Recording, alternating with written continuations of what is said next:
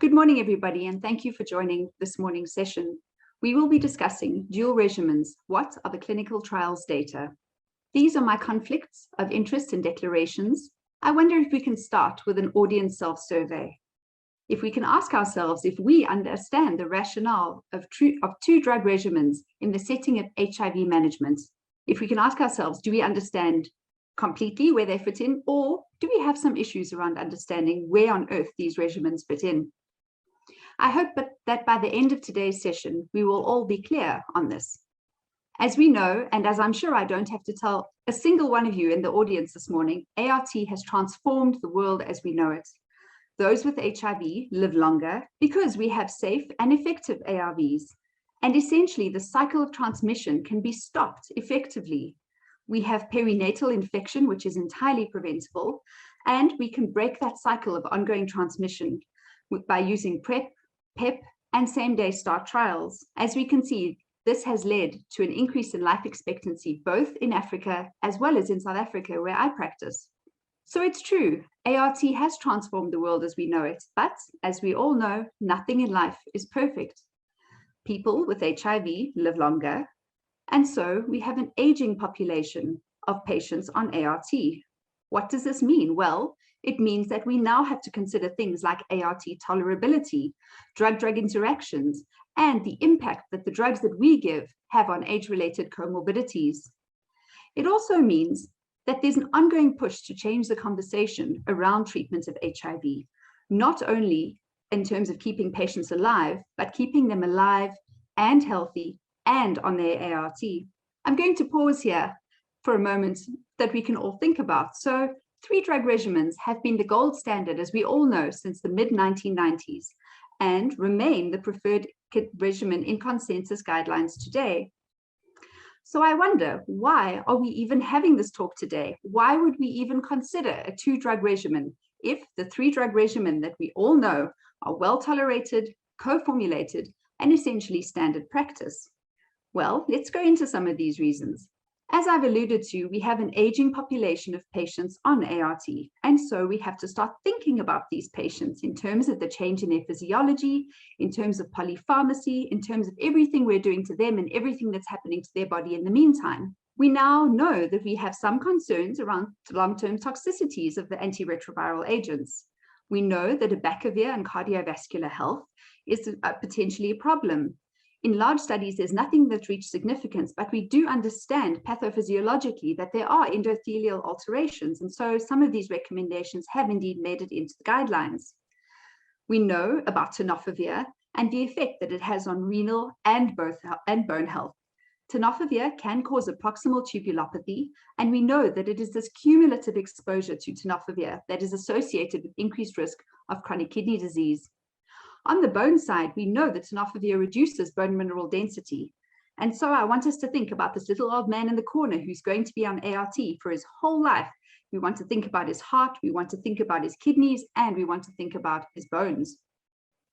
Over and above that, there are some other concerns. We would always like to reduce the pill burden and improve adherence, as well as reducing drug-drug interactions. If you're from public health, as an example, a cheaper regimen is always a good idea, and we could potentially save classes of ART for later if the patient fails.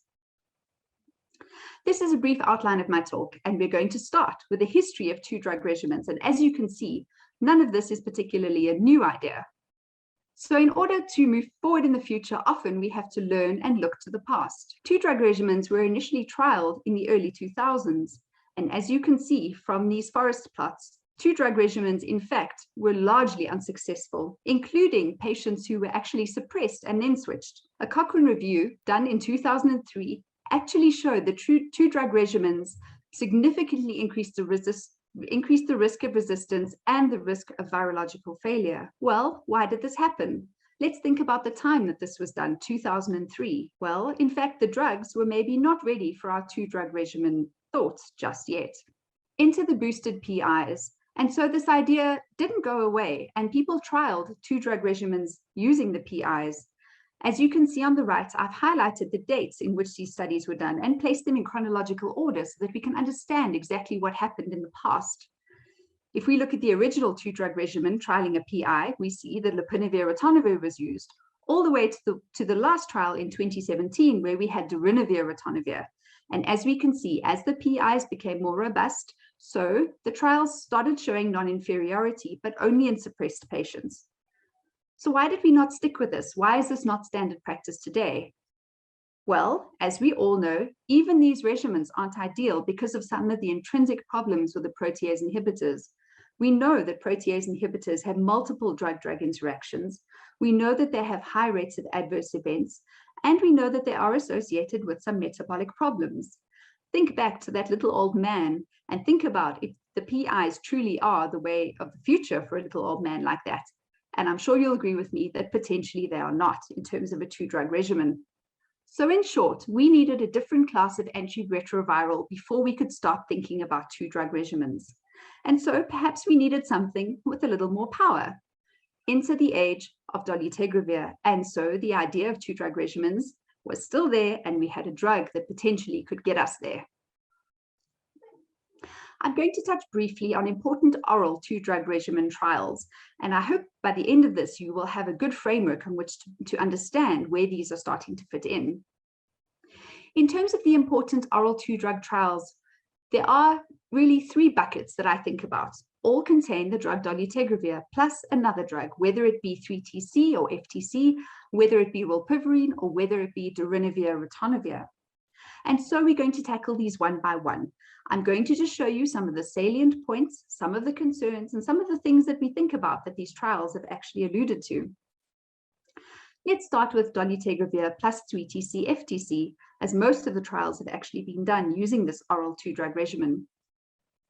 I'm going to start with the 2018 ACTG 5353 trial.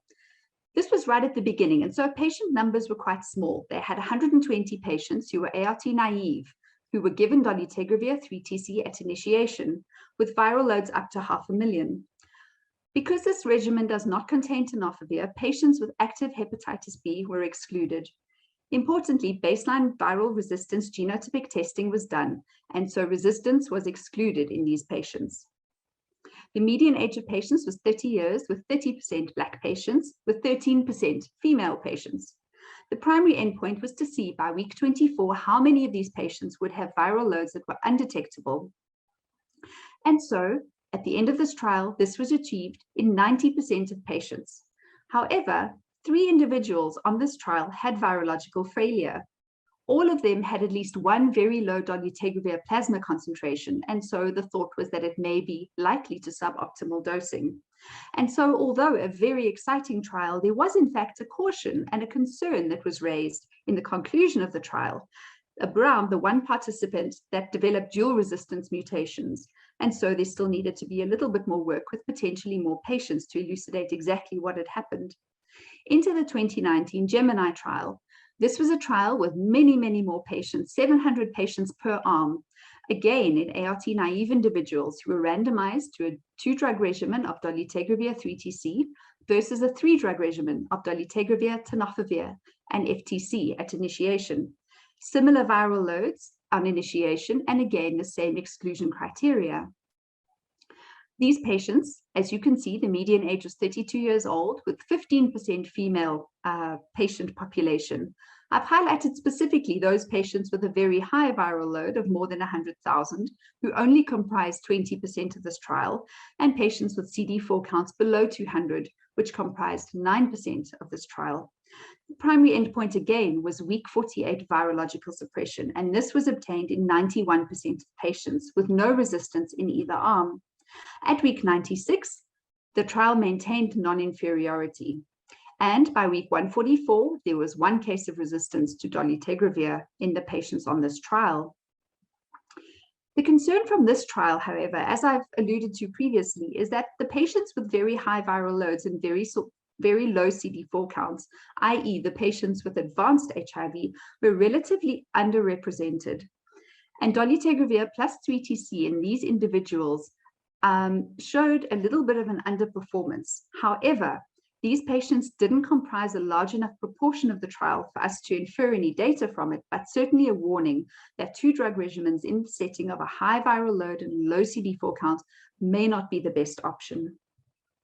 And so there were some concerns around the evidence and reproducibility around patients with advanced HIV for two-drug regimens.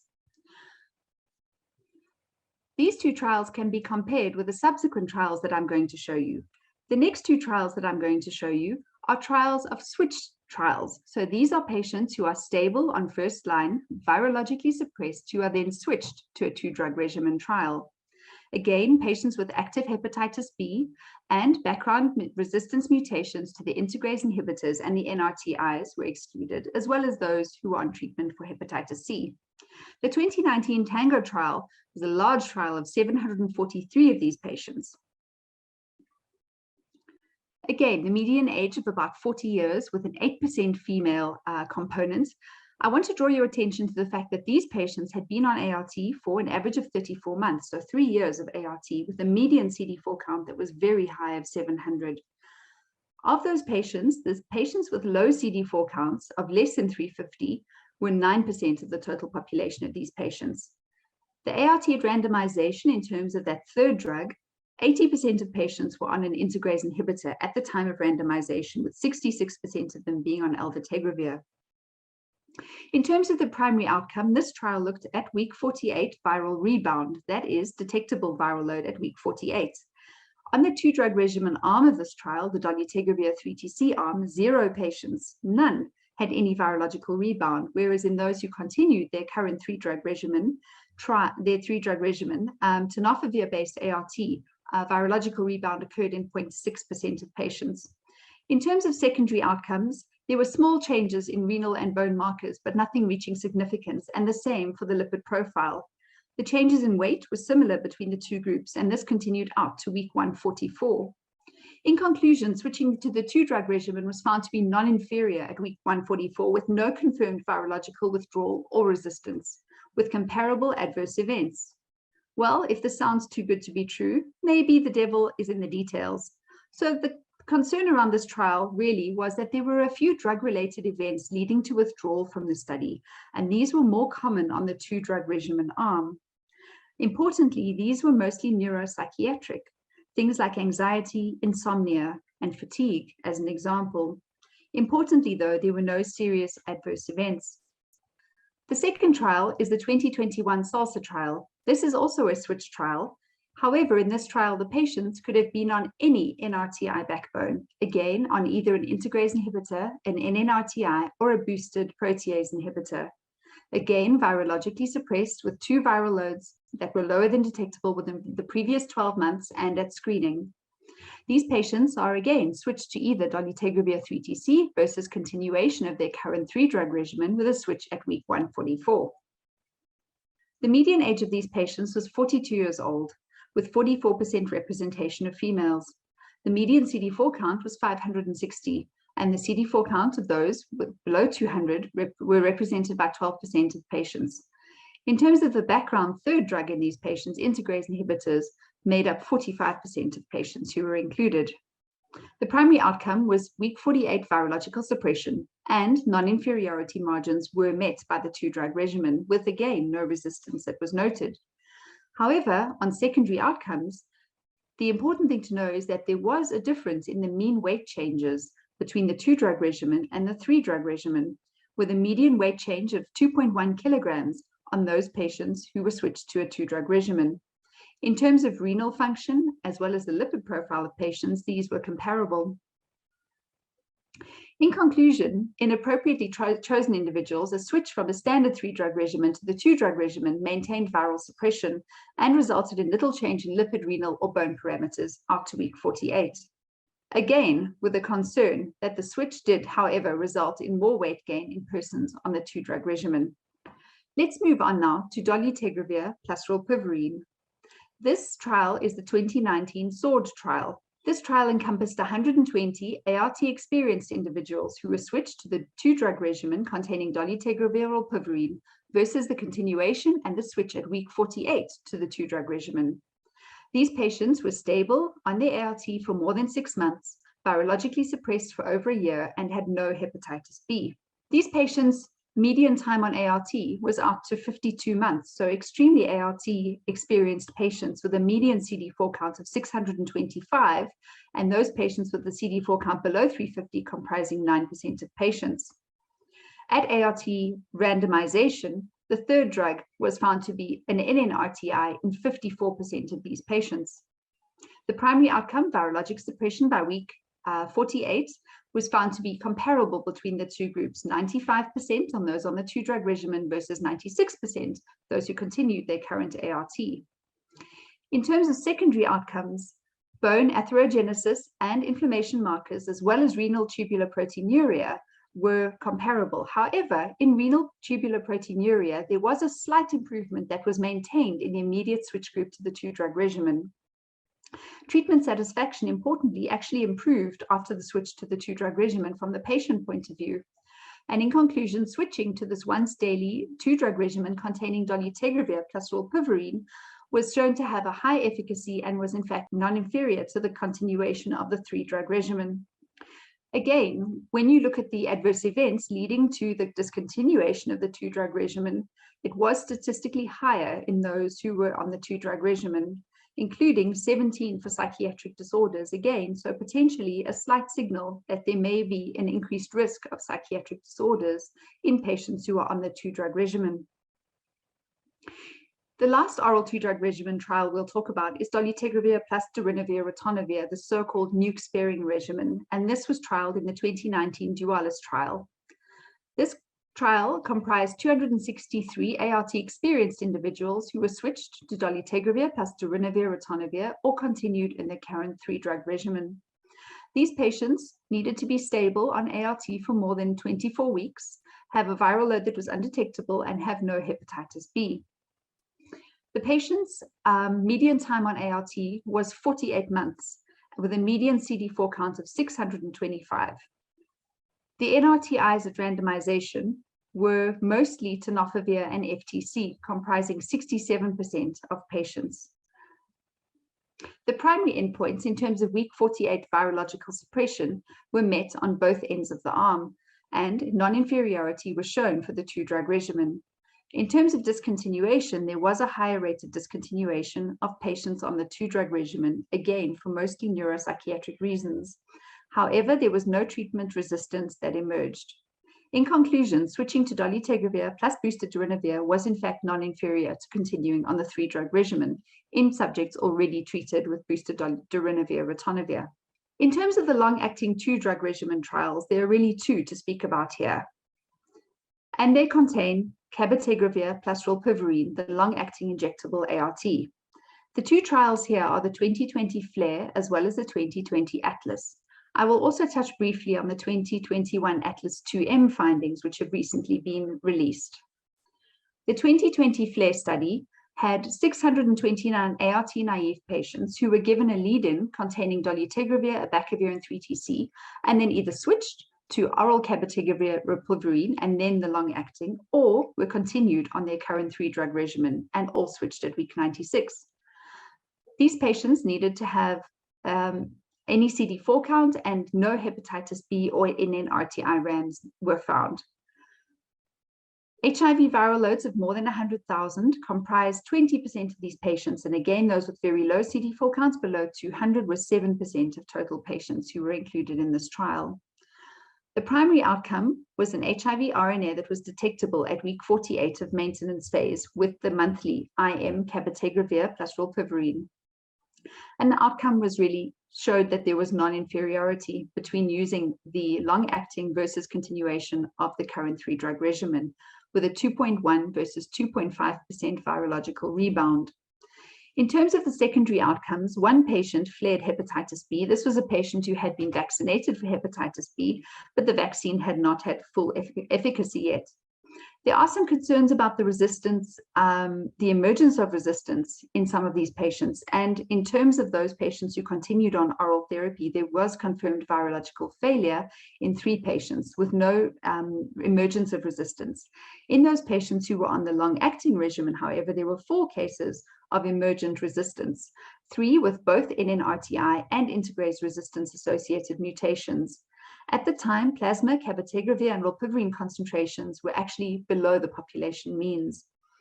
In terms of participant preference, another secondary outcome, most patients, in fact 91% of them, preferred being on the long-acting injectable as opposed to daily oral therapy. In the conclusions at 24 weeks, switching to the long-acting treatment with or without an oral lead-in phase had similar outcomes and met non-inferiority margins. And this continued out to week 124. So certainly quite an exciting study. The next study to speak about is the 2020 Atlas study with 616 ART experienced patients who had been on ART for more than 6 months. They were randomized to either continue their current daily oral ART therapy with 3 drug regimens versus a switch after, again, that oral lead-in. And they were given this intramuscular long-acting ART every 4 weeks, and then all switched at week 52. These patients, the median age was 41 years with 23% Black participants and 33% female participants. So certainly one of the trials where the female participation is actually the highest so far in terms of 2 drug regimens. These patients, again, very well ART experienced with a median ART duration of 4 years. In terms of primary outcome, those who rebounded in terms of viral load were equivocal between the 2 arms. However, there were some cases of confirmed virological failures between the 2 arms, with 3 on the cabotegravir rilpivirine arm, again with concentrations below the population means. Secondary outcomes, in terms of patient-reported outcomes, patients really did prefer the intramuscular long-acting regimen, and this improved over time, in fact, with most of the adverse events being either grade 1 or grade 2 related to the IM injection. So non-inferior with a low rate of virological failure and no emergence of resistance at all. In terms of the Atlas 2M trial, this was a trial that looked at if we can give the ART every 2 months as opposed to every month. And so non-inferiority again was shown for a 2-monthly injection as opposed to a monthly injection. So I wonder if we can quickly ask ourselves, how many international treatment guidelines have 2 drug options in them? Are there any? Are there some? Well, in fact, there are a couple. And as we can see, now that we know what the data showed, between the 2019 Gemini and the 2019 Tango trial, it really has opened the door for 2 drug regimens. In terms of those guidelines that are recommending 2 drug regimens, so far there are 2, the DHHS guidelines as well as the EACS guidelines. And we can see why some of the recommendations are in place now that we understand the trial data. So obviously no Hep B co-infection and HIV viral loads below 500,000, because above 500,000 has in fact not been studied yet. So there are some practical issues. The regimen study do not often contain tenofovir or TAF, and in fact when we have looked at 2 drug regimens containing these, they've actually not met non-inferiority in terms of outcomes, which is probably fine unless you don't have Hep B where you are. In South Africa, our incident rate of hepatitis B is around 9.6%, so this may well be a concern for us. There are also issues around dolutegravir. As we all know, it requires some dose adjustment with rifampicin-containing anti-TB regimens. We know about weight gain issues, and even though it's been disproved, there is still some reluctance around using it in pregnant women. We know that we don't do baseline resistance patterns in our patients, so how applicable is this to us? Well, there's a trial I'm going to show you that's going to answer this. And there are some unresolved issues around same-day start.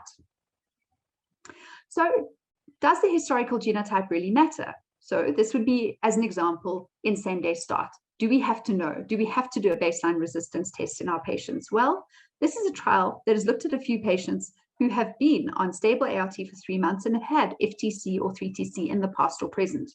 And so they have been, the DNA has been sequenced at the beginning, and so they were randomized to a group with historical M184V or K65R mutations and those without.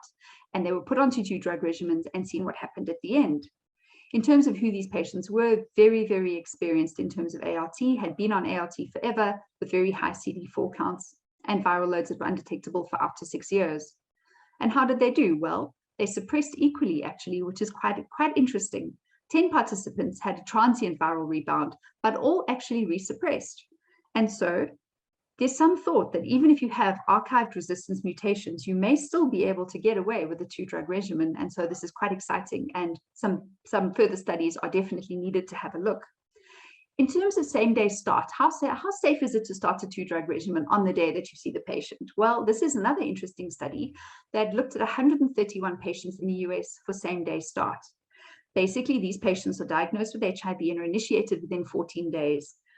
Baseline bloods are done and the patients are then called back. And so this trial wanted to see how many patients needed to be switched for things like hepatitis B co-infection or a low creatinine clearance, as an example.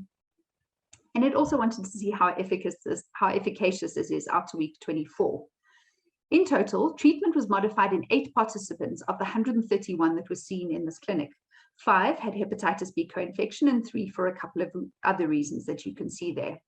92% actually virologically suppressed, and overall there was a 9% switch rate in these patients.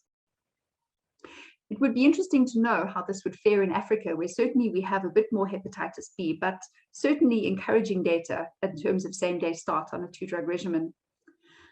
So what about using 2-drug regimens as an NRTI sparing regimen if you're failing on first line? And this is an exciting trial that's actually on the go at the moment, and I would encourage you to keep your eye open for it. So it's looking at patients who are failing first line ART and comparing 2 different regimens with a standard which contains a 2 NRTI plus a ritonavir boosted PI.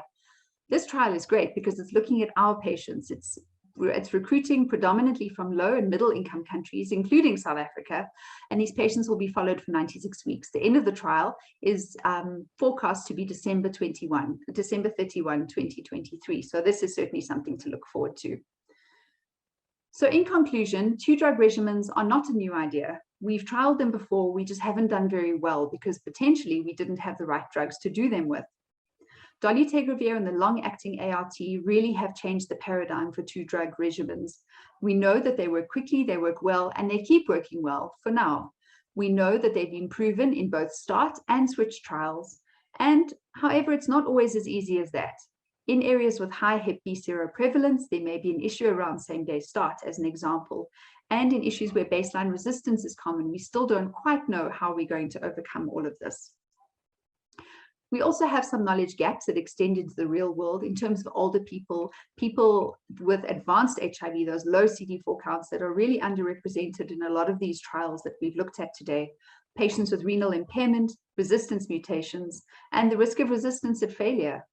We also don't really know about new combinations containing things like TAF, as an example, in a 2-drug regimen. And the dream really is of novel high barrier drugs, of potentially using injectables and long-acting ARVs to reach this conclusion of hopefully having a durable 2-drug regimen for our patients who are aging. And so in conclusion, hopefully one day with better drugs, with the injectables, our dreams will become a reality. Thank you very much.